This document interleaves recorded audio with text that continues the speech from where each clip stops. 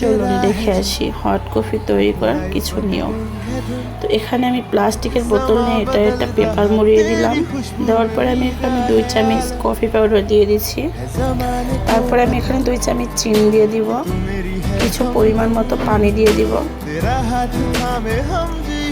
Half কাপেরও কম আমি এখানে পানি দেব। পানি দিয়ে আমি সুন্দর করে বোতলটাকে ঝাঁকিয়ে নিব। দেখেন কত সুন্দর একটা ফোম হয়েছে কফিটার।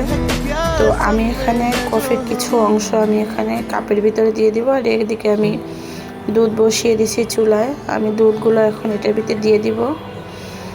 তো দেখতেই পাচ্ছেন কত সুন্দর একটা কফি তৈরি হয়ে গেল শর্টকাটে।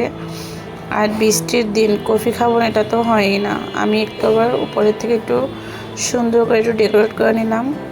দেখতেই পাচ্ছেন আমার কফিটা এত সুন্দর হয়েছে, দেখতে যেমন সুন্দর খেতেও তেমন অনেক বেশি মজার ছিল। তো এই তো আমার ফাইনাল লুক কফির।